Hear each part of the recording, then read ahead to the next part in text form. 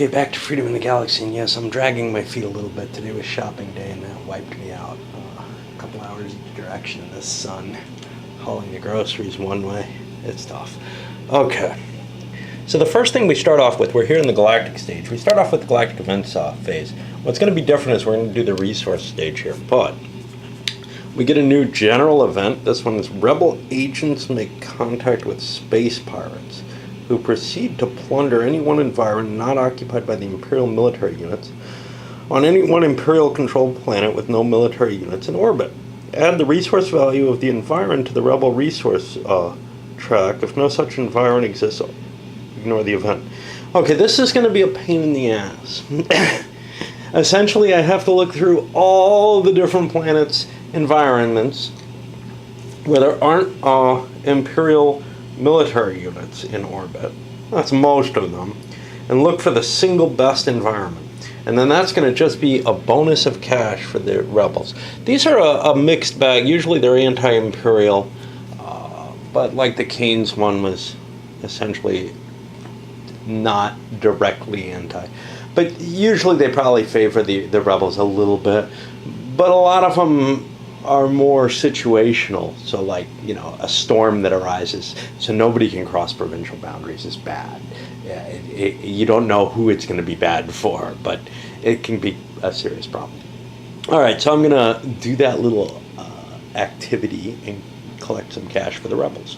They don't get any cash normally in the resource phase. They just get cash for causing planets to rebel. Now in the expanded rules I have over there, if I choose to extend the game, assuming the Rebels survive, if I choose to extend the game, that actually allows the Rebels to start taxing on their own, and it becomes less of an asymmetrical game that way.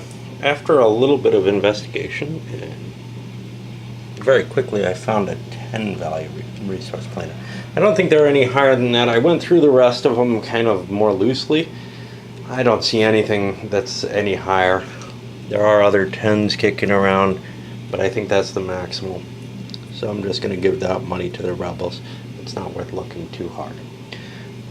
Now we go to the resource phase. And here, the Imperial player is taxing the second province. And what he's got, I didn't really go into this in the rules overview. You know, my introduction to this, I didn't really want to read through all the rules and explain them as I go.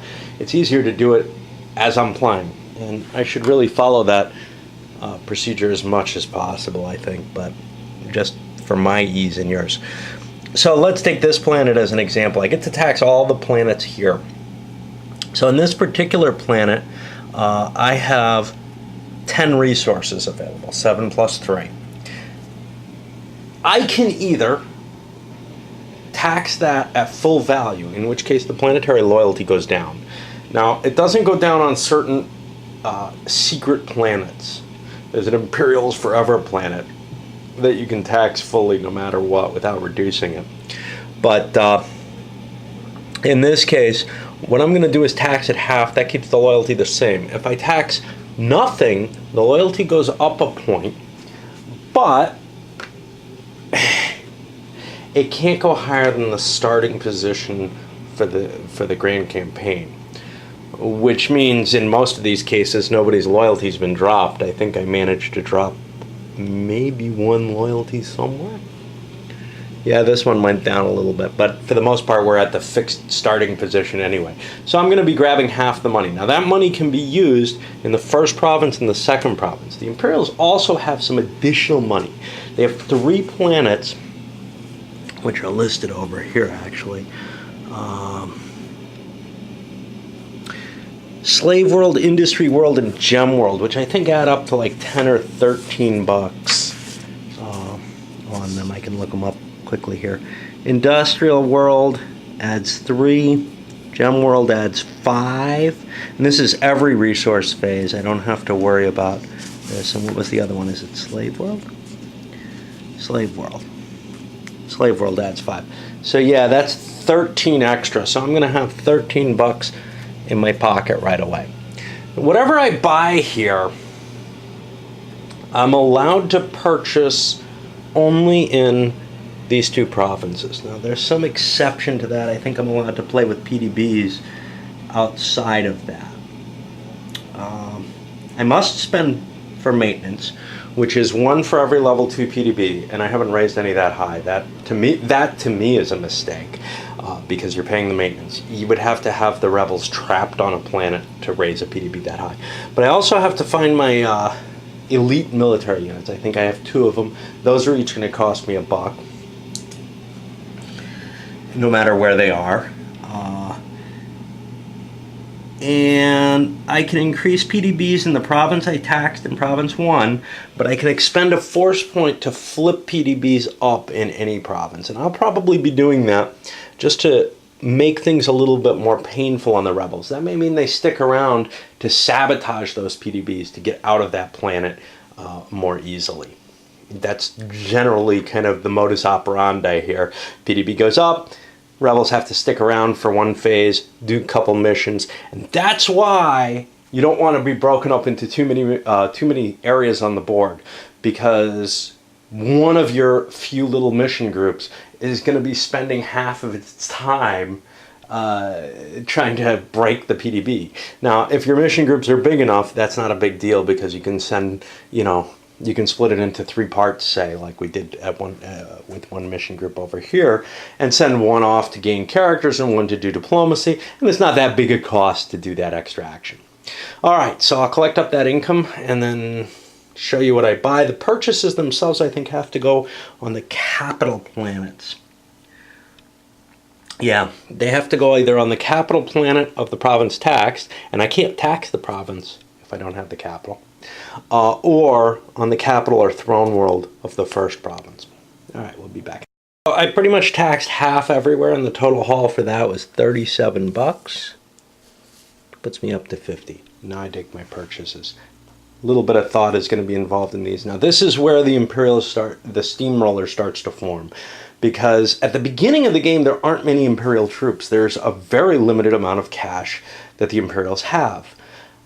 However, getting $49.50 a turn, they're able to put out a force significantly larger than what they have in each of these provinces already, as sort of a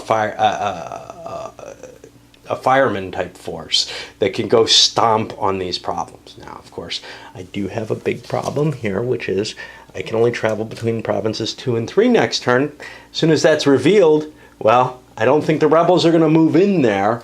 So rebel activities over on this side of the board are going to be pretty much unrestrained for a little while. Of course, next turn, 3rd province opens up. That could be good for the rebels too. But then we get into the 4th and 5th province getting taxed, and we know that I'm going to be activating those new fleets, whatever new provinces there are, I'm going to be having active, because I want whatever what my reinforcements are going to be able to help. That may be kind of an unimportant concept. I'm not sure how big a deal it is, but you certainly at the beginning of the game don't have the forces to react very much. So in a sense, triggering the newly taxed province is kind of important, or province 1, because you can throw stuff there. It's kind of important to be able to react. Of course, you might want to shuffle things up a little bit more than I did, because my pattern becomes pretty damn obvious to an opponent when they're watching. I've usually killed the rebels by the time at least half of the rebel characters usually are gone by the time that the rebel player starts to realize what my pattern is, though. But I'm revealing it here. I ended up spending much of my force raising PDBs in the 2 sectors where the rebels are. Over here, including incrementing some of them, and then building some additional troops, I'll secretly show you, some additional patrols over here on the home province capital, and some line units over here at this capital, with the intention of being able to spread to cover either province 2 or 3, because we reveal where we're going. And that puts us to the first rebel turn of this new phase. Now the rebels have some definite problems. They're not under pressure from the Imperials. The Imperials can't chase them where they are. But the Imperials have put up PDBs all over the place, making life a little bit harder, especially when you're flying around in the Solar Merchant, although the scanner can help with that, perhaps. It'd be nice to get another ship. There's nowhere safe to go, either. That's the other problem. There's PDBs up everywhere now. Well, except the first province. Why have I made the first province so weak? Well, the first province has a lot of defensive attributes. It also has a lot more strategic assignment cards. If the rebels want to go in the first province, feel free. I'll let them. Alright, onward. Imperials spending resources to raise those PDBs is actually essentially valueless. What it means is that the rebels will be detected if they fly into those planets, which could be an important thing at some point. But at this point in the game, it doesn't really mean much, because no Imperials can really land where the rebels are. So no need to sabotage those. And over here, I'm not worried about my detected status. I did pretty much the same things. Scavenge for possession, diplomacy, and gain characters. I succeeded on the 2 gain characters and scavenge for possessions. I did not get the diplomacy. Now, I'm kind of wishing I was leaving a rebel camp behind, because those are kind of cool. But I think I'm going to be leaving that planet very soon, just because, well, at least with some of the people. I found another ship, the Interstellar Sloop here, which is slightly better. It doesn't carry a lot of people. That's its problem. It's got a very low passenger number. All my other ships carry more people. But it's got a slightly better maneuver rating, and this thing is just a mess to fly around in. And then I'll take a larger group in the Explorer, probably.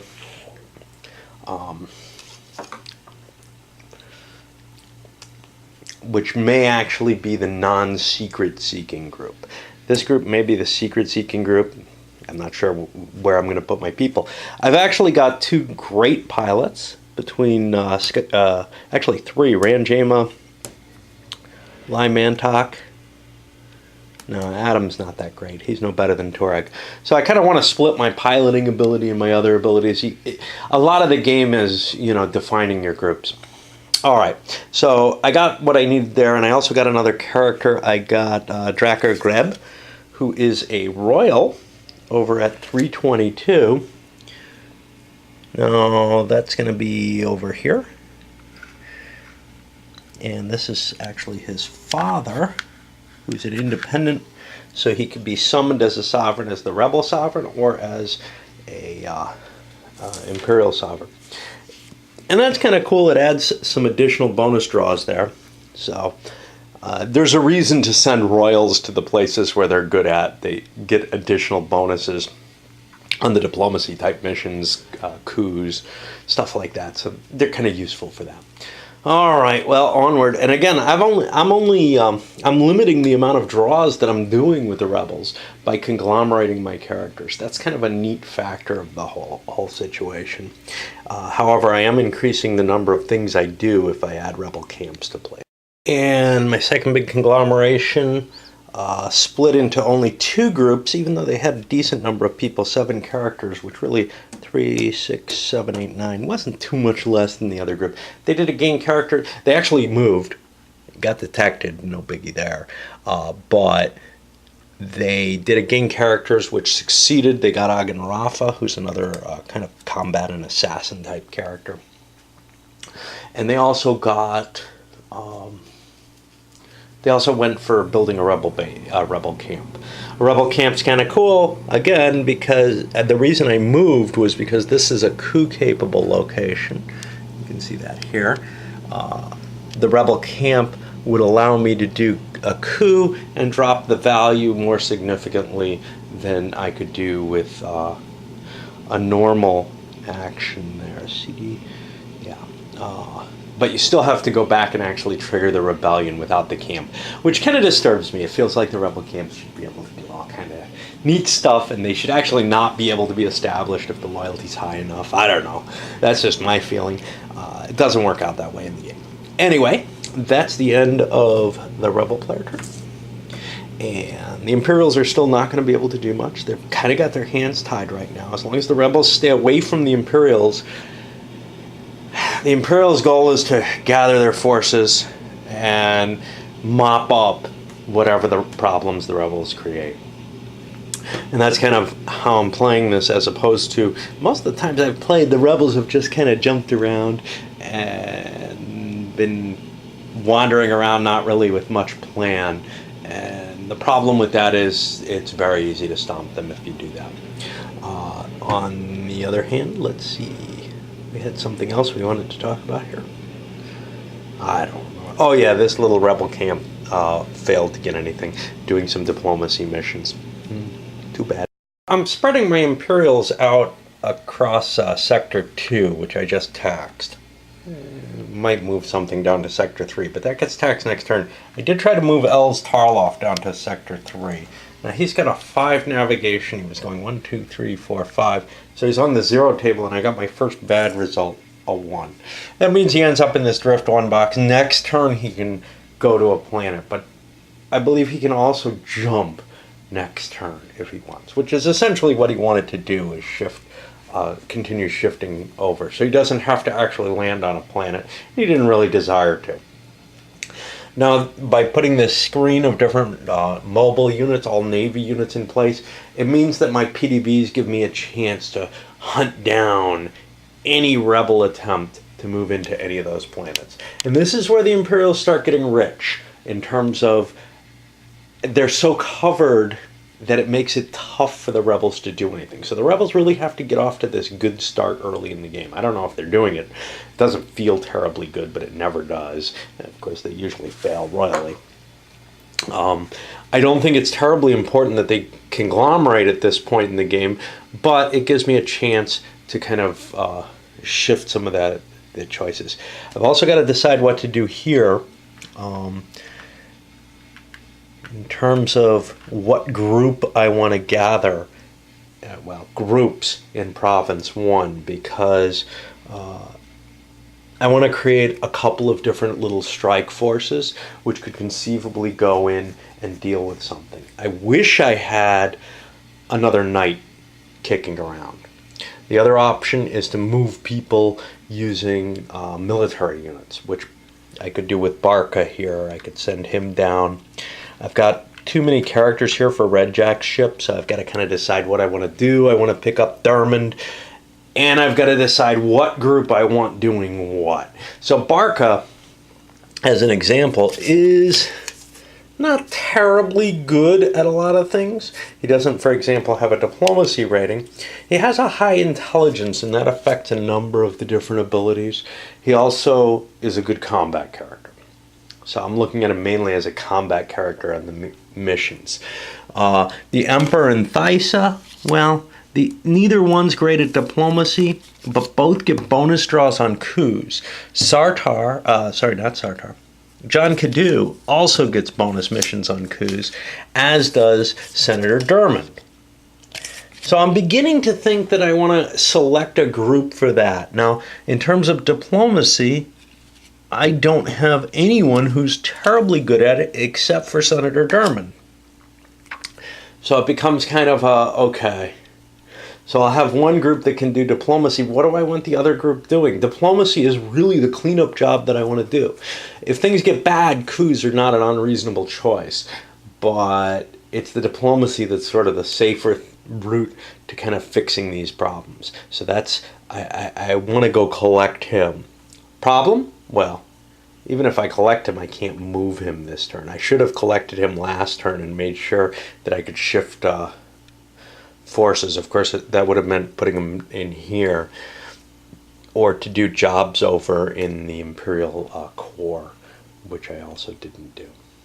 So I feel a little bit handcuffed with the Imperial. Okay, so I did a find characters mission down here. I've kind of gathered everybody here, and I'll do a mission here if I didn't find a character here, but I'm going to find one. I can tell by the card I drew here, it's got a G on it, which means I'll be able to get someone. Gelbo would have gotten bonus draws because he's actually, I believe, royalty on this planet. But, because he's the governor, disagreeable food caused bonus draws to be canceled, but he succeeded on his regular rolls. But an irate locals attacks comes, and I'm going to play this one out because I think I may have screwed up the last one. So the irate locals, the attacker is just the irate locals. They're the only one who's going to be determining a differential. You don't switch back and forth like in a War of the Ring game. So the total of these guys is 5. Now they're armed with guns. My 2 characters total up to 7. That puts me at a -2. That means since I'm both active to get that value, I'd need a 3 or less to get out of there. It's better if I just fight. Only on a 5 or a 6 am I wounded. So I'm just going to fight and shoot them up. I get a 2, which means I do 4 hits to them. That's what their endurance is. I wipe them out. I'm good. And I get the final remaining Imperial character, Telman, who's not terribly useful. He's a good combat character, but now I have a group that can do things. Now, is this group terribly good at things? Yeah, I get a bonus draw on coups, and Gelba has a little bit of diplomacy, not much. Maybe I can get him with someone else. I don't know. But that's pretty much going to be it for the Imperial turn, because I was gathering these. I'm going to define my forces and move them next turn. Certainly at least one force to go pick up Dermond. Could I have maybe done that before? Yeah, maybe. I'd like to put off my thinking, though. And I knew that I'm going to want to gather and define. The only danger is, of course, if I get a hyper jump disaster and don't end up getting there. But I know, I'm not going to be moving out of Province 1 next turn either. So I've got a lot of time to play around with this stack and try to figure out how I want to get it designed. All right, so now we're on to this second rebel. Now on the rebel player turn, I've decided to split my groups. Why? Well, I want to set up those rebel bases before I bug out of the areas that I'm in. And for example, Scott Rubel here, who's in Bocanegra's group, which I've gathered together, has, this is his home planet, so he gets a bonus with that. But I sent Raynor, Xena, Kogus, and Brittany off here to go find out what this secret is. I've got to land on planet to see that. That could be a trap because there's no navy there. It's probably not anything too interesting, but it may be. So I'm going to make my hyperspace roll. And I've got only a navigation. Raynor's only a 4. So I've got a -2 to the die roll, which can still get me in trouble, but it does not. So now I go into here. And the PDB gets a chance to detect me. And again, we get to check this. This is not too interesting. I've got the maneuver of 2. That gives me a 6. The interesting one's going to be here because I've got a chance of being attacked. So I've got a 6 on the evasion value, which means chances are I'm not going to be detected, but it's quite possible I will. Well, 50-50. And I am detected as I go down. I land on planet. And that reveals the planetary secret, which is Casino Galactica. Casino Galactica is kind of interesting. Allows me to get things, possessions, more easily. At the end of a rebel mission group, each group that contains an intelligence of 4 gets a bonus free possession. Now, I've got the capability to split my group and actually be able to have 2 groups with intelligence for and therefore get 2 free possessions. The only problem with that is I want Kogus with Xena, and if Kogus is with Xena, he gets his ratings increased by 1. So that's kind of a nice bonus. So I may stick together as a 4-person group and conduct a simple mission. But I'm going to get some bonus stuff there. And that's something the Imperials probably want to shut down because they don't want to just give me all these items. Strange that wasn't protected. All right, moving to this one. Let's go to the search here now. Trying to remember. Let's start with the simple stuff. Oh, I threw away Tuareg's ship, and now I've got an interstellar sloop instead. But that's not what went here. The Explorer went here with its big maneuver of 4. The PDB is down to level 0, so it's not going to get to shoot at me. And my pilot's a 5. So I'm a 9 on here. And that's the detection table. I get no shifts for detection from whatever's out here. This is just, if I do get detected, there would be a possibility of sending a squadron after me. So I'm over here at a 9, only on a 6 am I even detected. That's pretty potent. But I actually don't even have to go through the planetary thing. I get to check this first. This is Living Planet. Living Planet is incredible for the rebels. This planet is a sentient being. You ignore coup ratings or sovereigns on the planet. I don't have a sovereign there.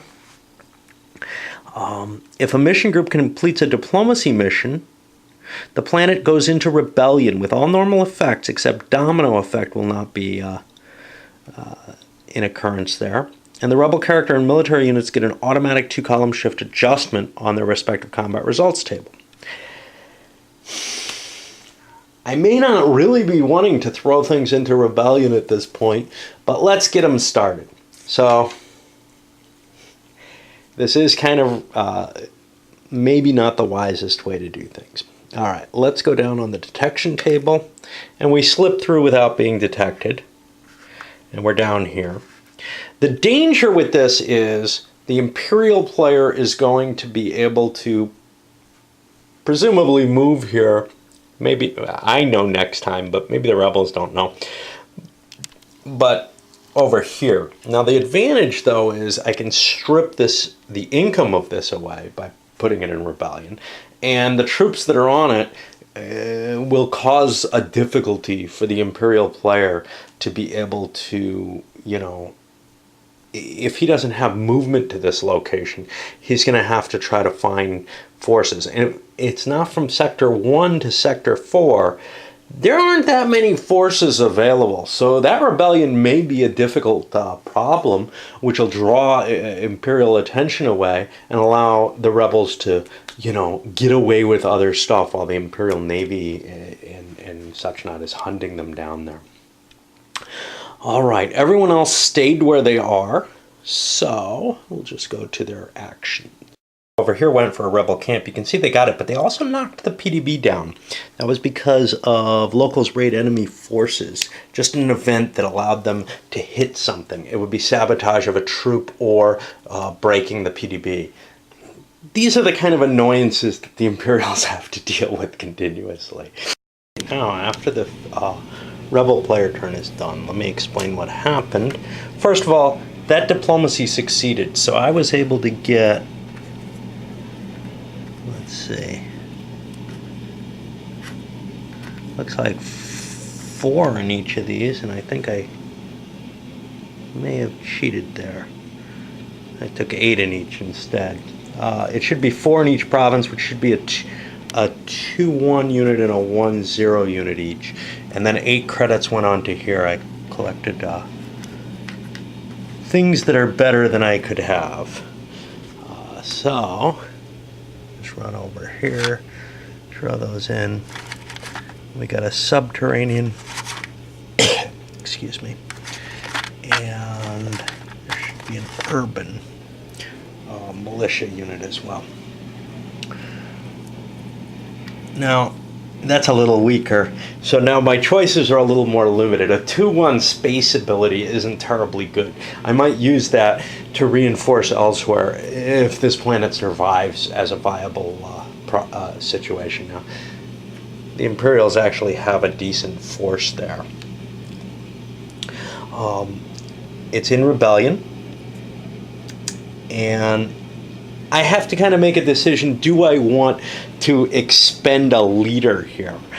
Leadership-wise, I have a very good one, Lai Mantok here with a 3 leadership, but he's also my pilot. I'm not sure. I don't think that I really want to give him up at this point to start leading troops. This is just going to be a thorn in the side of the Imperials for now.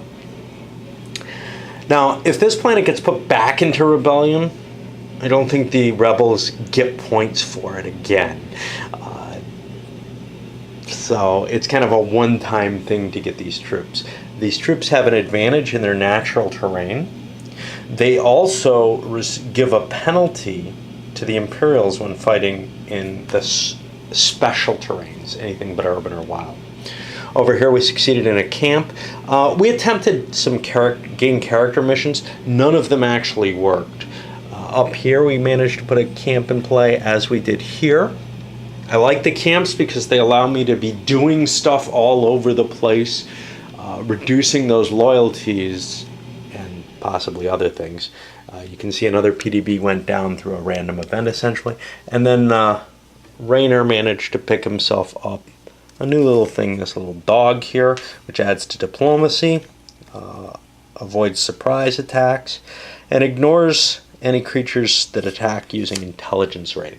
There are, some cases where you might get a surprise shift, or some cases where creatures attack using intelligence, and this guy will help you with those. What else did we get there? Wow.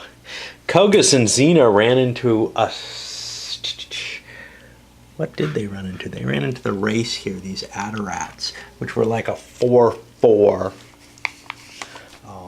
And now Kogus is a 6, Xena's a 1, so that's 7. It sounded like a pretty good thing. I fought it out. Xena took a hit, Kogus took a hit. They finally finished it off, but now they have to recover. Now good old whoever was injured, was it Adam or Scott? It was Adam, has healed. I may have sent him with this mission, but he shouldn't have been with it. Yeah, I'm fine with that. Because I had two characters between Onesta and Professor Merrick that more or less prevented any bad actions from happening, so I felt pretty safe with that. So now we go, well, not bad actions, but bad outcomes in terms of being attacked, which is where you really need your combat rating. Now we go to the Imperials, and again, they're not going to have a lot to do. And here as we finish up the turn, really, with the last Imperial action turn. Well, the Imperials weren't able to get here, and that means I get to put this little Rebel control marker. That's because I'm playing, actually, no matter what I would get to because the PDB's up. But the PDB, I'm going ahead with the PDB rule, which is to say, ignore them for planetary control. There are no Imperial units here, and there are Rebel units, and it's in Rebellion, therefore it is Rebel controlled. And that's just how it's going to work. What does it mean that it's Rebel? And I could have actually dropped these forces in, but they're not sufficient to take on, in my opinion, the rebels that are there with the shift the rebels get in their favor. So I'm just going to stay up in space and kind of interdict this planet for now. Eventually I'll be able to get a big force to try to wipe it out. One thing to note, it had no effect on any other planets because it's this living planet special event. Normally when you turn a planet into rebellion, into rebel control, it'll have this domino effect on things. This one does not ever. Just as a, let me make sure it's never, even when it's, yeah. Importantly for that, an Imperial atrocity can be committed here, and you can destroy the planet without it causing a domino effect. This is just such an abomination to the rest of the galaxy, essentially. For the rest of the Imperial player turn, not a lot to do. Telman, well, I'll call this Gelba's group because he's my best military leader there. It's really the Knight Van's there. But this group has nothing to do. They can't move anywhere, and there's simply not a particularly, there's no diplomacy option, and most of the missions don't work for the Imperial player. There's nothing they can do. They can't go scavenging for possessions.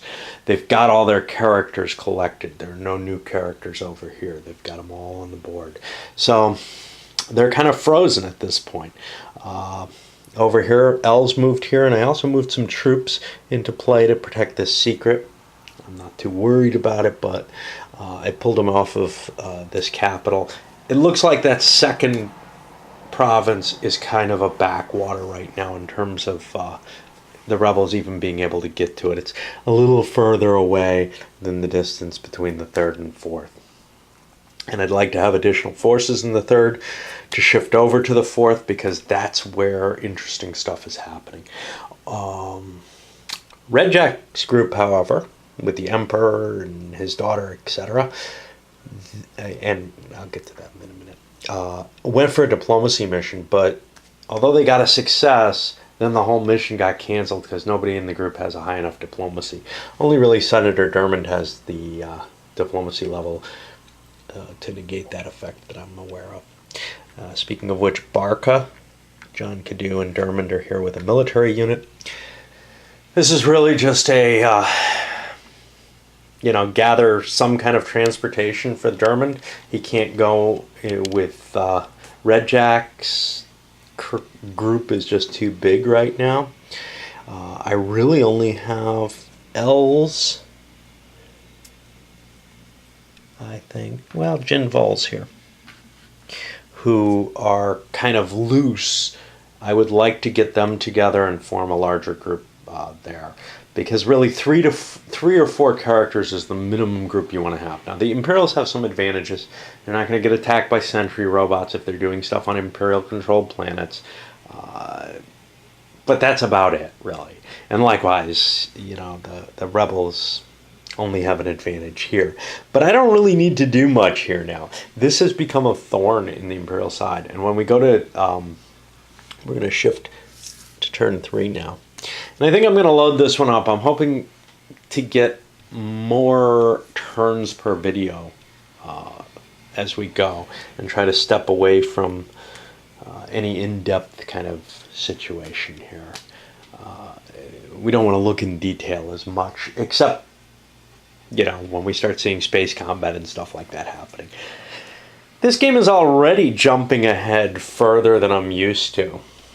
This planet, finding it is always a boon in terms of bringing lots of bringing a planet into rebellion. But what does that rebellion really do for you? And in fact, the rebel control status? Not a whole hell of a lot. The rebellion brought me troops.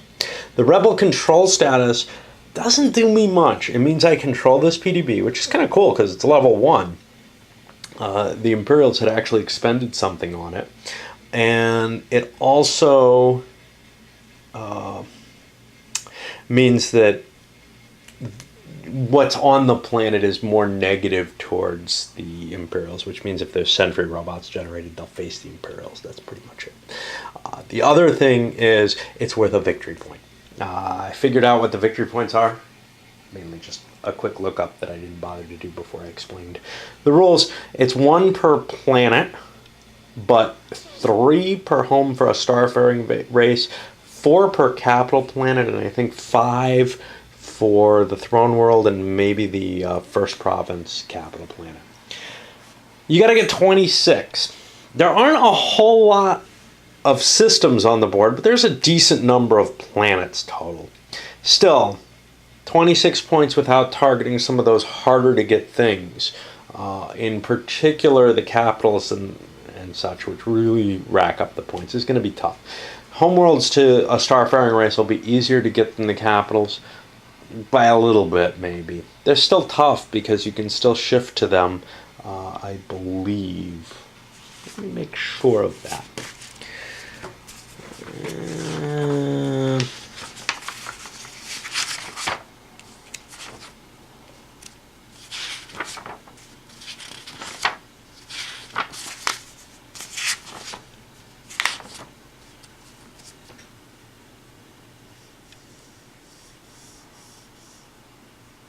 Okay, but here's the thing.